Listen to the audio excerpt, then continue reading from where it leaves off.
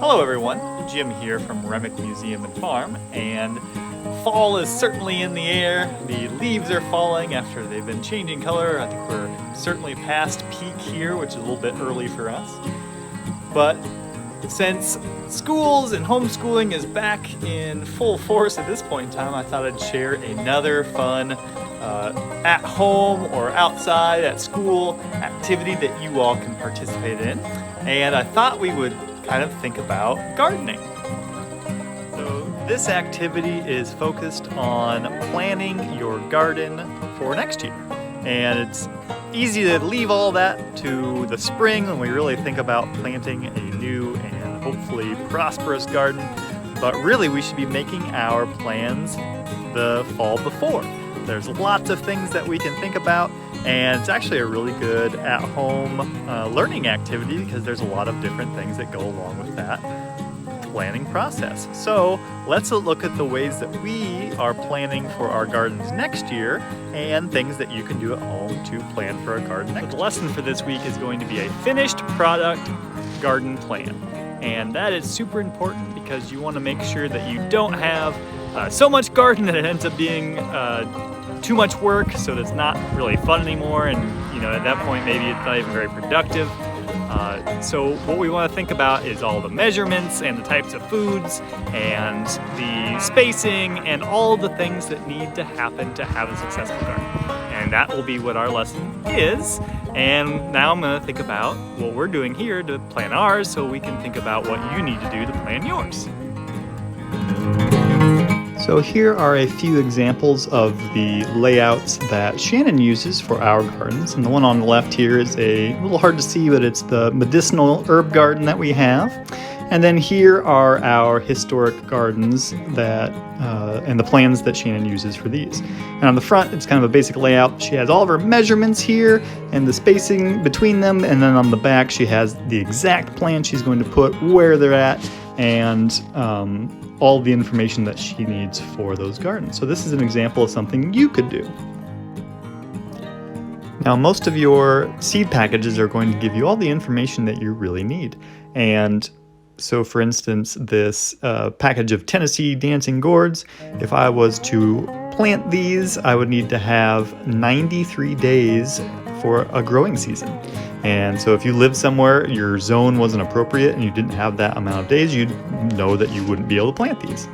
I also know that I need to plant them at a ½ inch in depth, and they're going to get planted in small hills between 5 and 6 plants per hill, and each hill needs to be 4 to 6 feet apart.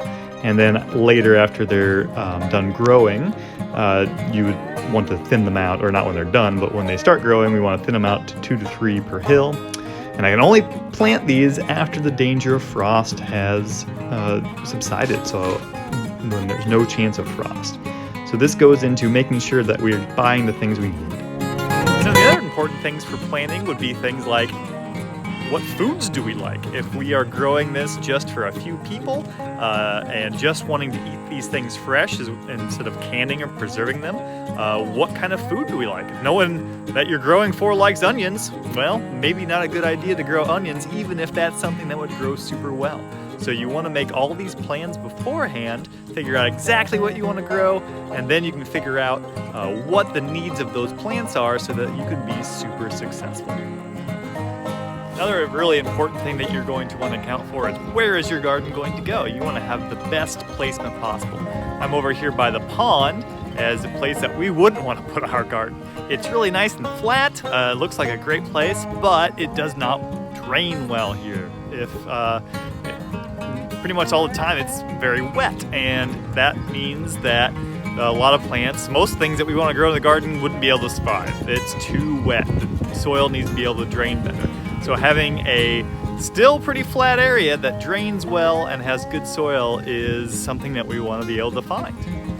If space is an issue, you can even have indoor plants. Maybe you don't have space for an outdoor garden. Like I don't have very much space in my apartment, so I can use small planters or windowsill planters and still have a garden, and all that still needs proper planting too.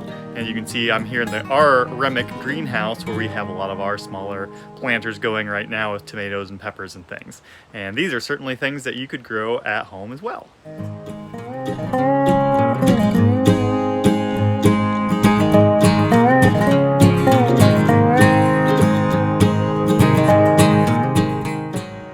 We also want to think about the placement of our garden in terms of sunlight.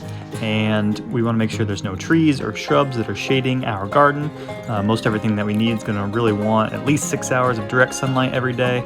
And you can think about even the placement of certain plants. You can see the corn right here in the center of our garden space, and when it was in full growth in the middle of the summer, it was big and green, it would have been able to shade out certain plants. We got to be careful about that. So with all of that, that's what's going to be your finished lesson project. You're going to have a map or a diagram of your garden. So you need to account for everything that we discussed. What plants that you're planning on growing, where that's at. So is it a nice open spot? What's the the slope? Is it flat or is it a little bit hilly? Think about where other things are like trees or shrubs. And then you need to have measurements of all of your exact spaces. So not only the measurements of your garden, but also the distance between your plants, how many of those plants you're going to have in your garden. And from all of that, you should be able to calculate how much food that you're going to be getting from each of those.